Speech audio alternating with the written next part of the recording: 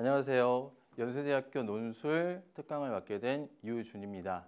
자, 이제부터 연세대학교 논술이 어떤 특징을 지니고 있는지, 그리고 그에 발맞춰서 어떻게 논술을 준비를 해야 될 것인지에 대해서 간단하게 말씀드리도록 하겠습니다. 연세대학교 논술 특징에 대해서 간단하게 일단 말씀을 드릴 텐데요. 먼저 연세대학교 논술 같은 경우는 다른 대학들이 일반적으로 이제 통합 논술이라고 얘기들을 많이 하는데요.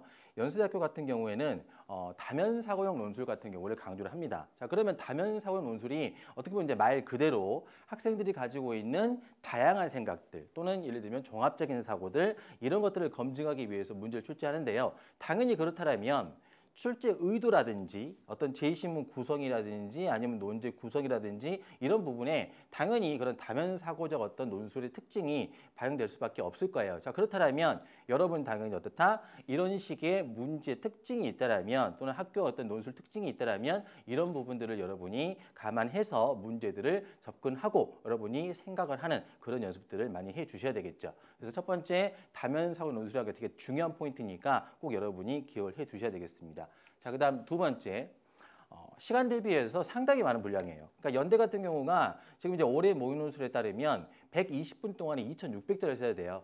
자, 그렇다는 얘기는 정말 여러분이 어떻게 보면 정말 시간 내에 이 답안을 완성하는 것조차도 상당히 버거울 수 있다라는 것을 어떻게 보면 보여주는 거죠. 그래서 사실 기본적인 어떤 논술 실력에다가 여러분이 가지고 있는 순발력 이런 부분까지 사실은 체크하고자 하는 게 아닌가라는 어떤 생각이 들 정도로 상당히 많은 분량을 자랑하고 있다. 여러분이 그 점도 여러분이 고려하셔야 될 것 같아요. 그래서 시간 내에 여러분이 제시문 분석하시고 문제 분석하시고 답안 작성하는 이런 연습들이 상당히 매우 중요하지 않겠는가라고 생각이 듭니다. 자, 그다음 세 번째. 영어제 시문하고 그다음에 통계 자료, 그다음에 수리 논술이 출제된다라는 거 이 부분까지도 우리가 한번 확인을 해봐야 돼요. 무슨 얘기냐?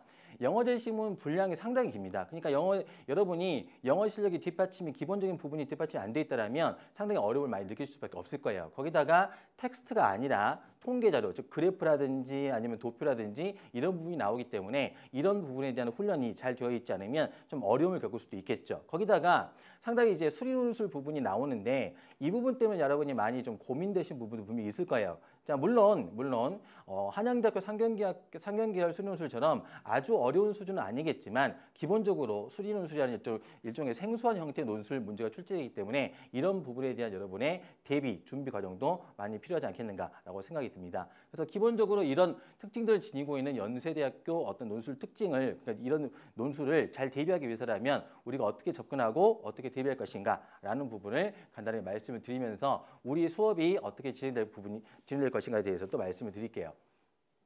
먼저 당연히 특징이 그러니까 그 특징에 맞춰서 당연히 수업이 진행이 되겠죠. 그래서 첫 번째, 다면사고 논술이 생각보다 되게 중요하기 때문에 그동안에 연세대학교 논술이 어떤 식으로 이 다면사고 논술을 구현하기 위해서 출제가 되는가 그 부분들을 저희가 살펴볼 거예요. 그 다음에 그 문제들을 바탕으로 해서 실제로 우리가 어떻게 접근하고 어떻게 해결할 것인가에 대해서 여러분한테 다양한 방법들을 말씀을 해드릴 거고요. 그것들을 어떻게 답안에 구성할 것인가라는 부분에 대해서도 추가적으로 계속 말씀을 드릴 거예요. 어떻게 보면 이제 숨겨져 있는 부분이기도 하겠지만 가장 중요한 부분이 이 부분이므로 이 부분을 중점적으로 말씀을 드릴 계획입니다. 자, 그다음 두 번째, 시간 관리라는 부분과 연관지어서 이런 부분들을 말씀드릴 수 있을 것 같아요. 아까도 말씀드린 것처럼 120분 동안에 2,600자를 쓴다는 건 상당히 힘든 작업입니다. 따라서 비효율적으로 여러분이 시간을 쓰시면 절대 안 되는 거죠. 따라서 시간 낭비가 없도록 어떻게 시간 관리를 할 것이고 어떻게 시간을 배분할 것이며 그다음 자주 출제되는 유형에 대해서 우리가 어떤 식으로 접근하고 어떤 식으로 답안을 구성할 것인가 이런 부분에 대해서 여러분이 숙지할 수 있도록 전달해 드릴 거예요. 왜냐하면 이런 부분들이 여러분이 숙지가 안 돼 있다면 당연히 답안을 구성할 때 또는 어떻게 고민을 할 때 여러분이 생각을 많이 할 수밖에 없는 부분이고 그런 부분에서 시간이 낭비될 수 있는 가능성이 높아지겠죠. 따라서 이런 부분들을 여러분이 숙지를 해 두시면 이런 부분들에서 여러분이 시간을 낭비하는 어떤 경우들이 줄어들 것이다. 그래서 주어진 시간 내에 2,600자를 쓰는 그런 어떤 훌륭한 작업들을 여러분이 해낼 수 있지 않겠는가. 그래서 연세대학교에서 자주 출제가 되고 있는 비교라든지 또는 해석이라든지 아니면 평가라든지 이런 문제 유형들에 대해서는 여러분이 어떻게 정확하게 숙지할 수 있는 부분에 대해서 숙지할 수 있는가에 대해서 반드시 말씀을 드릴 것이고 그런 부분들이 훈련될 수 있도록 비록 짧은 시간이겠지만 그런 부분들을 중점적으로 말씀을 드릴 거예요.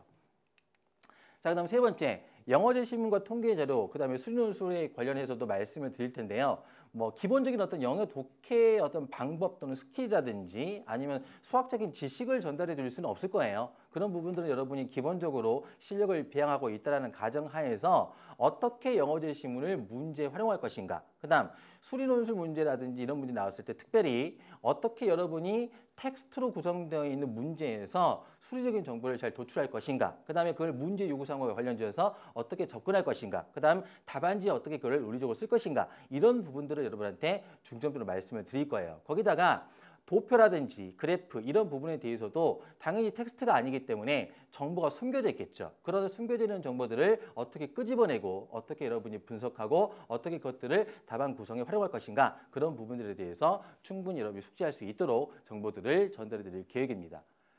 자, 이제 마지막으로 대면 첨삭이라는 부분인데요. 자, 사실 이 첨삭이라는 부분이 논술 수업에서 제일 중요한 부분이라고 볼 수도 있겠죠. 근데 이제 간혹 가다 보면 이 첨삭 자체가 되게 기계적이며 또는 형식적으로 이루어지는 경우들이 가끔씩은 있어요. 그래서 뭐 대학교에서 제공된 어떤 예시 자료라든지 어떤 설명 자료라든지 이런 부분들을 맞춰가지고 되게 기계적이면서 동시에 형식적으로 이루어지는 첨삭들이 좀 있는데요. 저희들은 그런 첨삭들을 지향하고 여러분이 쓴 답안지의 구체적 내용에 맞추어서 도대체 여러분의 답안지가 어떤 부분에서 왜 잘못되었는지 또는 왜 잘 되었는지 여러분이 어떤 약점과 강점을 가지고 있는지를 충분하게 설명을 드리고 그래서 그런 설명을 바탕으로 해서 여러분이 가지고 있는 강점과 약점을 스스로 파악한 다음 그것들을 수정하고 보완할 수 있는 그런 기회들 또는 방법들을 여러분한테 충분히 전달드릴 계획입니다. 그래서 첨삭이 정말 여러분의 실력 향상에 도움이 될 수 있도록 여러분한테 지도를 해드릴 계획이니까 여러분은 어떻게 보면 믿고 따라와 주시면 될 것 같아요. 그래서 남은 기간 사실 여러분이 이제 수능 공부도 하시고 여러분이 열심히 또 이제 준비를 하셔야 되겠지만 또 이제 수능 끝난 이후에 논술 수업을 또 여러분이 준비를 하시면서 어떻게 연대 논술, 특히 연대 논술 같은 경우는 어떻게 대비할 것인가라는 부분에 대해서 고민하실 텐데요. 그런 부분에 대해서 저희들이 충분히 해결해 줄 수 있는 길을 어떻게 여러분한테 방법들을 제시해 드리도록 하겠습니다. 자, 마지막까지 고생하시고요. 좋은 결과 있기를 바라겠습니다. 수고하셨습니다.